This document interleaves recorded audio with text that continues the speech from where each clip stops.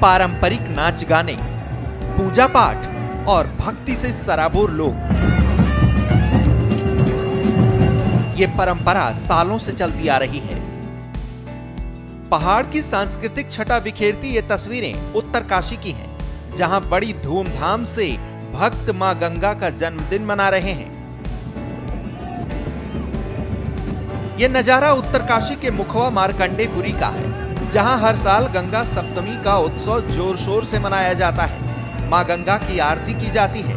सभी भक्त मां गंगा के प्रति अपनी श्रद्धा अर्पित करते हैं।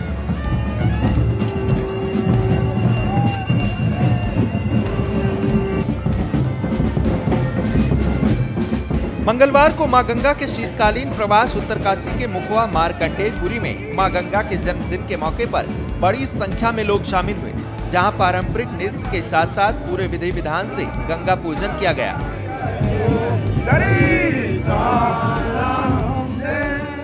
परंपरा अनुसार कई वर्षों से पावन क्षेत्र गंगोत्री धाम के अंतर्गत मार्कंडेय ऋषि का यह पावन भूमि और मुख्यमठ मृतंग ऋषि की मुख्यमठ भूमि, मृतंग ऋषि के शिष्य मार्कंडेय ऋषि की इस पावन धरती पर मार्कंडेयपुरी में विगत कई वर्षों से हमारे परंपरा से, हमारे बुजुर्गों से श्री गंगा सप्तमी महापर्व महोत्सव बड़े हर्षोल्लास से मनाया जाता है।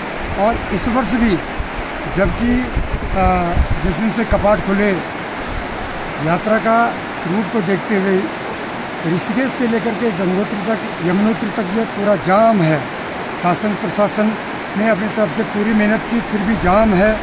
इस जाम की स्थिति में हमारे यहाँ कम से कम कुछ भी नहीं तो 30 गाड़ियाँ यहाँ से बैक हुई। हमारे जो इस प्रोग्राम में जिन्होंने आना था वो सारे वापस गए।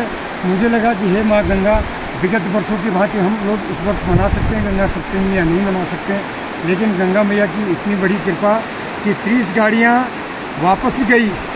हमारी सांस्कृतिक टीम भी वापस गई, गोस्वामी गणेश दत्त के लोग भी वापस गए।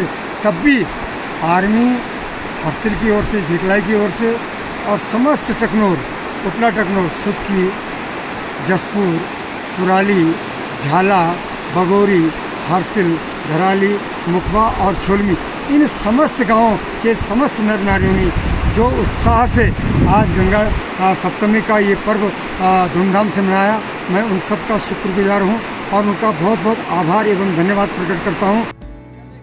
मुखवा गांव उत्तरकाशी जिला मुख्यालय से 78 किलोमीटर की दूरी पर है। 450 परिवार वाले इस गांव में परंपरागत शिल्प से तैयार लकड़ी के मकान विशेष आकर्षण का केंद्र माने जाते हैं। धार्मिक मान्यताओं के मुताबिक वानप्रस्थ के दौरान पांडव घूमते टहलते इस गांव में पहुंचे थे।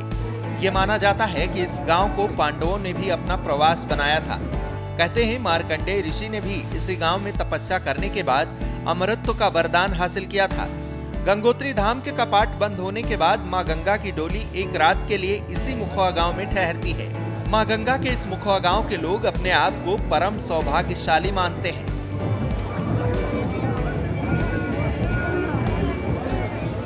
सप्तमी का जो पर्व होता है इसे कहा जाता है गंगोत्पत्ति। आज ही गंगा माँ का ये जल के रूप में जो हुआ है अवतरण, यही हुआ है और इसको हम जन्मदिन के रूप में मनाते हैं। यहाँ पर जितना भी गंगा जी का जो परिवेश है, जो भी लोग तट पर निवास करते हैं, तो कहा गया है कि तव तट निकटे यस्य निवासा खलु वैकुंठे तस्य निवासा। शंकराचार्य जी कहते हैं जो गंगा के तट पर जितने भी जीव रह रहे हैं वो अवश्य ही स्वर्ग में रह रहे हैं। तो यहाँ पर जितने भी लोग हैं, हम लोगों की जो है जो भावना है माँ गंगा के लिए सर्वोपरि है। और कहते हैं कि जिस देश में गंगा बहती है हम उस देश के वासी हैं, लेकिन हम कहते हैं कि जिस गांव में, जिस जगह पर माँ गंगा रहती हम उस गांव के वासी हैं। तो हम लोगों को यह जो सौभाग्य मिला है गंगा के तट पर रहने का, इसको हम हर्ष उल्लास के साथ मनाते हैं। कहते हैं सप्तमी तिथि को ही मां गंगा को ऋषि भागीरथ स्वर्गलोक से धरती पर लेकर आए थे। इसीलिए हर साल मुखीमठ के मुखवा गांव के लोग इस दिन को मां गंगा के अवतरण दिवस के रूप में मनाते हैं।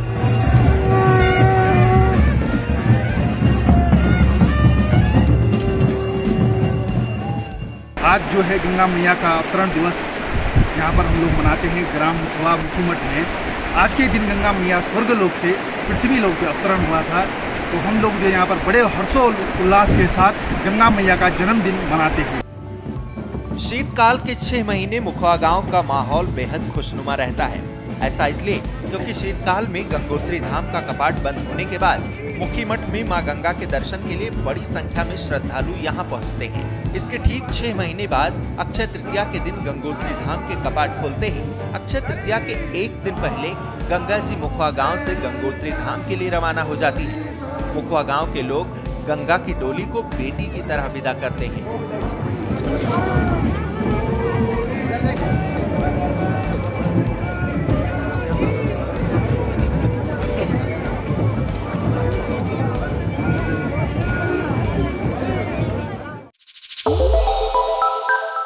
श्रेष्ठ उत्तराखंड पर खबरों से जुड़े रहने के लिए चैनल को सब्सक्राइब और लाइक करें, बेल आइकन दबाएं और देखते रहें श्रेष्ठ उत्तराखंड।